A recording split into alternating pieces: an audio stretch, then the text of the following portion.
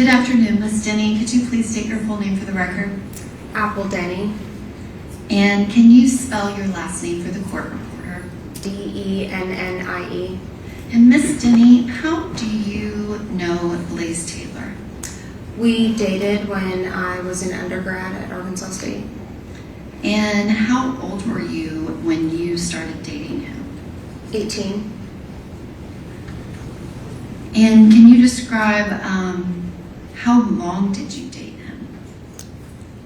A couple years through 2018. It was breakups, get back together, breakups, get back together, so the timeline gets a little foggy. Which, for reference, you said that y'all began dating when you were 18. How old are you now? 28. And what year were you in school? I started fall of 2016, fall of 2016, and I met him in November of that year. And what year was he in school? I believe he was a senior. Do you remember how old he was? No. But he was a couple years older than you, is that fair? Yes. And did you continue to date into the beginning of that next year, early 2017? Yes. And at some point in your relationship, did you ever become pregnant? Yes. And about when did that happen? January of 2017. And when that happened, did you talk to Mr. Taylor about it? Yes. And can you describe kind of what were your feelings when you learned that you were pregnant? I was really scared and confused. I knew I wasn't ready to have a kid. So. Was that your reaction kind of from the beginning, and did it stay that way? Yes, I immediately, that wasn't something that I thought I wanted for myself. Was that something that you felt like you could talk to your parents about at the time? No. And so from the time that you found out, what did you ultimately end up doing? I had an abortion. And was there any point in which you changed your mind about that? No. And Mr. Taylor, did he accompany you to the appointments for that? Yes. And was there one appointment or was there more than one? There was 2. And did he go to both of those appointments with you? Yes. And can you describe at that first appointment what information was provided to you about the options? There were 2 different types of abortions that I could have. One was the procedure, and Your Honor has already ruled. Okay, I'll rule it. Go ahead. Your Honor. and the other was taking a pill at the center and then taking one when you got home, and that would induce the abortion. And did you discuss those 2 options with Mr. Taylor during that time that you were going through this? Yes. And which option did you ultimately choose? I had the procedure at the facility. And did he accompany you to that visit? Yes.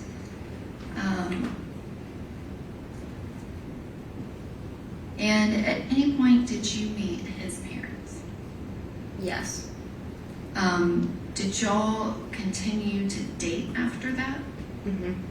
And you said that you broke up, but then you would get back together. Yes. And when you broke up, was there anyone in particular that he might have dated while you were broken up? Yes. And who was that? Her name was Xavier. And what was her last name? Winford. Did you know Ms. Winford? Yes, and not personally, but I knew her through him, and we had a few interactions. And can you describe what was your understanding of his relationship with her? Someone that he dated before he met me, or didn't date. He said they were never together, that he would never bring her home to his parents, and that she was crazy, and that I needed to block her, and it was kind of that situation. And at some point, did he come to you and talk to you about something that happened with her? Yes. And what was it that he came to tell you about?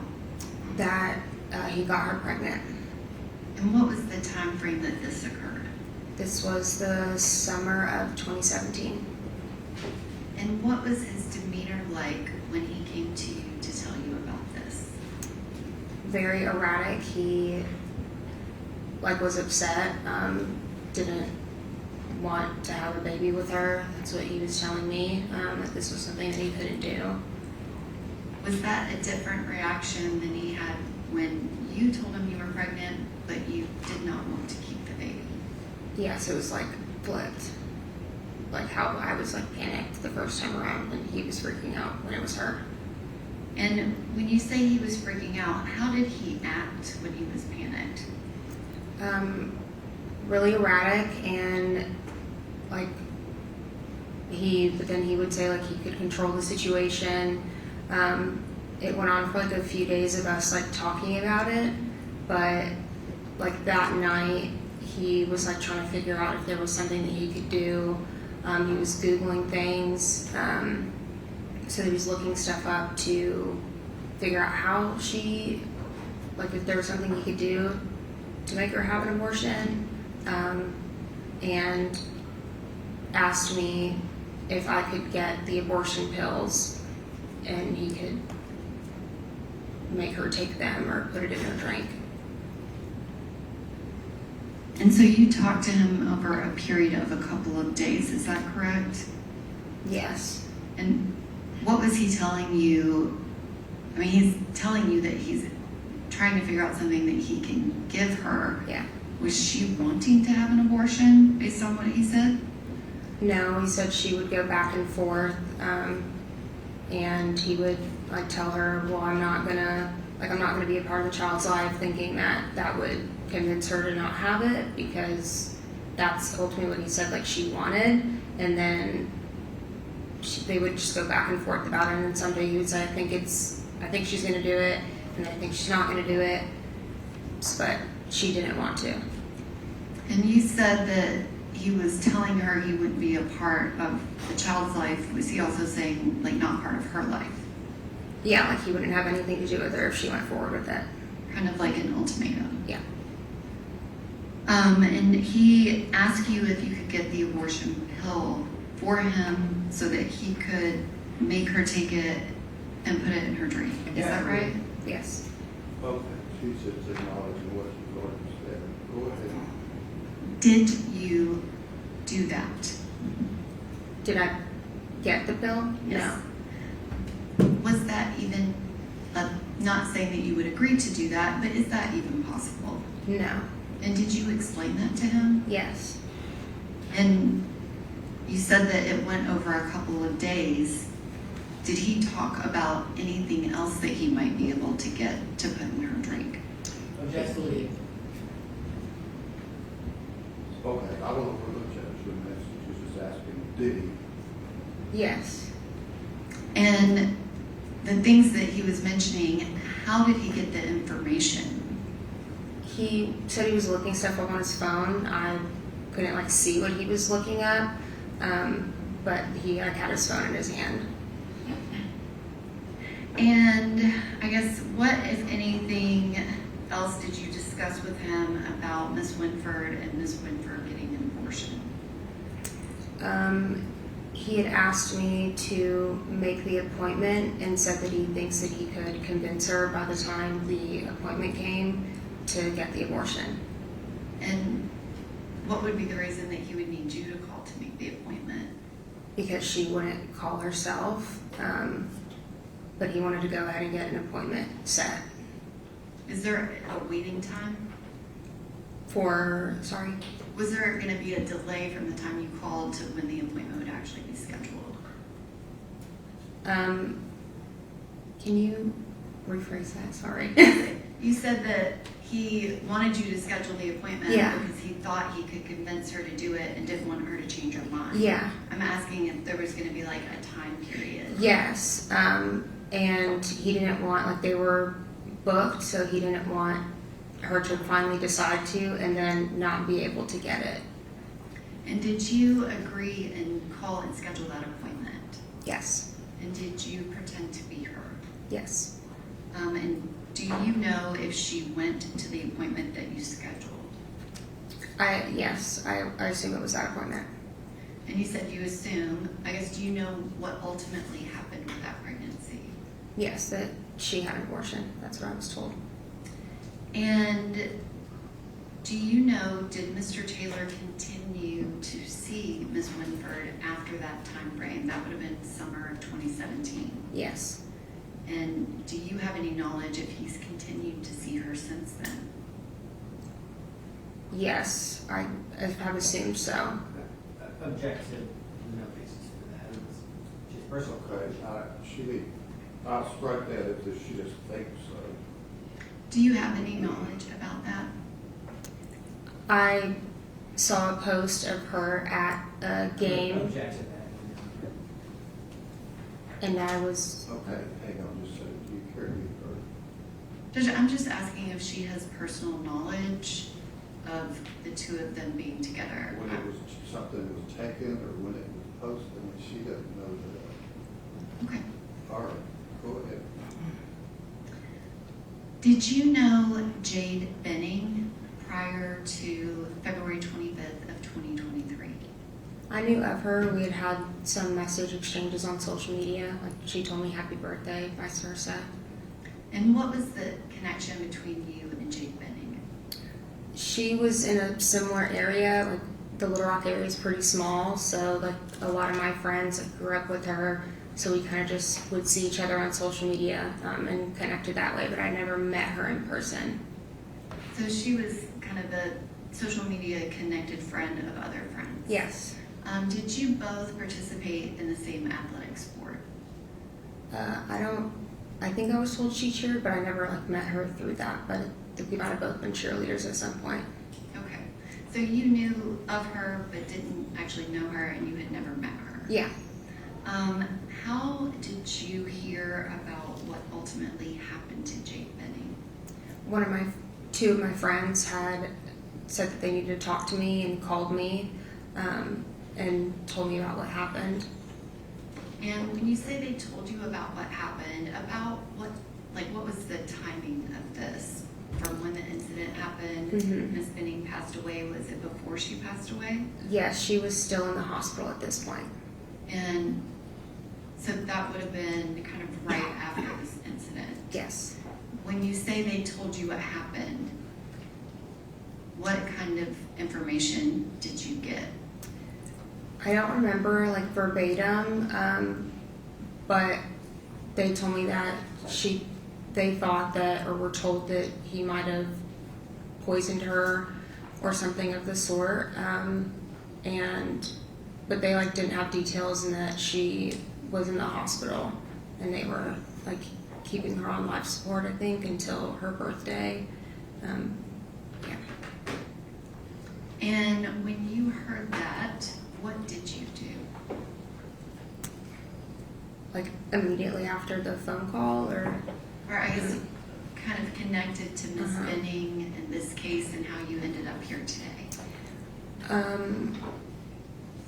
Well, like I'd talked to them, they knew about the situation with Xavier in the past, and I want to say maybe a few days later, my friend Ariane had reached back out to me and asked if like I wanted to connect with Miss Bridget, and I said yes, that's fine. I'm open to helping in any way that I can. And then Miss Bridget reached out to me, and then from there was Detective Reese and so on and so forth. And did you talk to Detective Reese and provide him with the information that you've just testified about? Yes. And then did you also meet with Detective Reese and myself and Deputy Moore and Ms. Houston Yes. in Arkansas? Mm-hmm. And did you provide us with that information as well? Yes. I can have just one moment.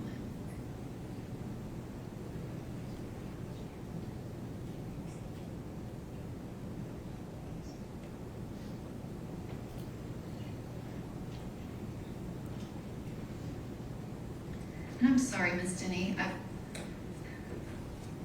feel like you said that they told you about Jade. Mm-hmm. When they told you about Jade, what was your understanding of whether, like, what her condition was? That she was pregnant, and you mean like her physical state, that, or No, just but the fact that she was The pregnant? information that you got from the friends was that she was pregnant and Yes. there was And suspicion. something happened to her, and they were thinking that it was Blaise, and that she was in the hospital after that. And do you see Mr. Taylor in the courtroom? Yes. And could you point him out and identify him? Right there. Thank you, Ms. Denny. All right, questions on behalf of the judge?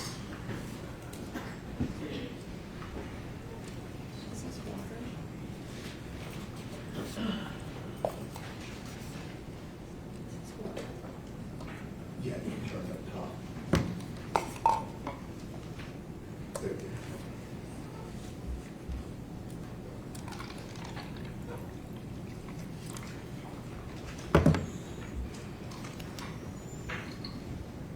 Miss Dennie, I want to make sure that I'm understanding, got this right.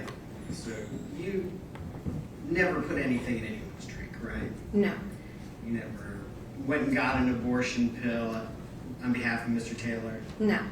You never got any kind of other substance from Mr. Taylor. No. You never got any cocaine. No. Never got any fentanyl. No. You guys never slipped anything in anybody's drink. No. You never saw Mr. Taylor do that either, right? No. So what we've kind of described is like just a conversation, right? Yes. Conversation while Mr. Taylor was, as you described him, like erratic.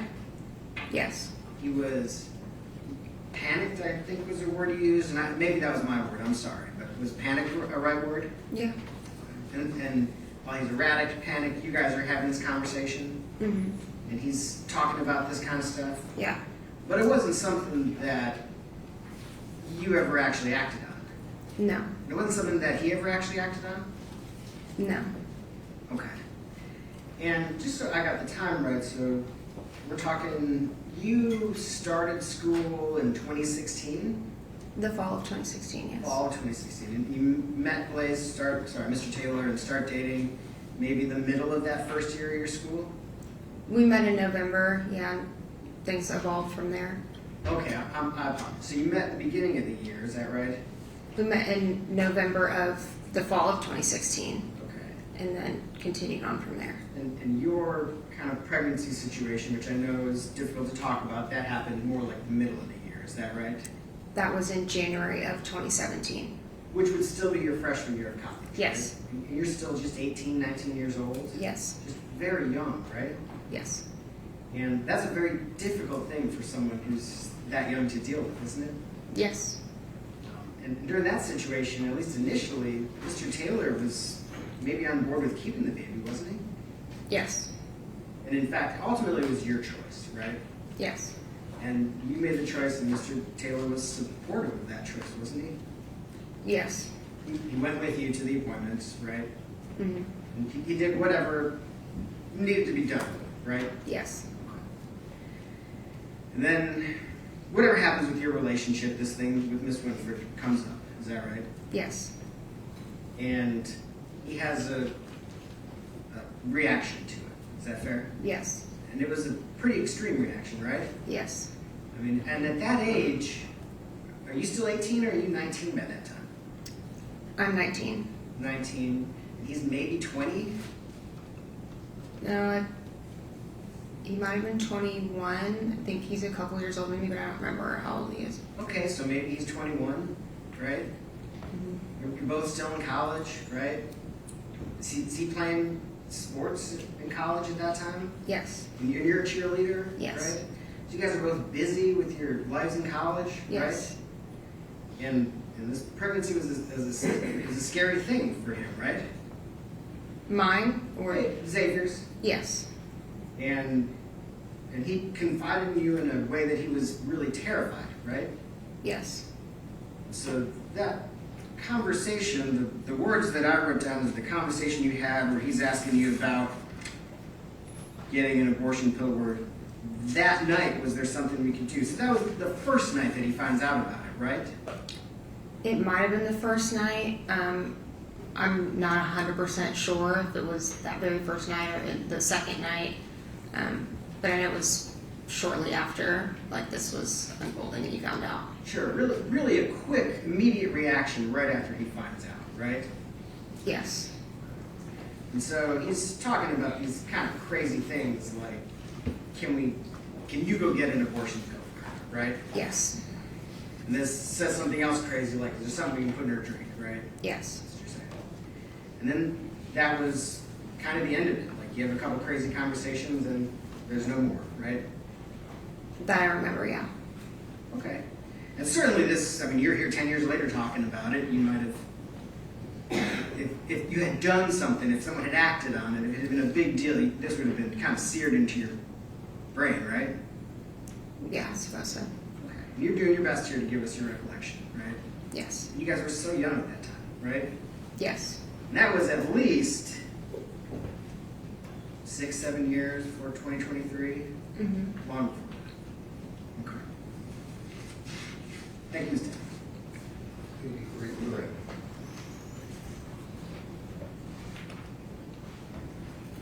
Ms. Dennie, you described kind of the conversations with Mr. Taylor that this happened over at least a 2, maybe 3-day period. Is that right?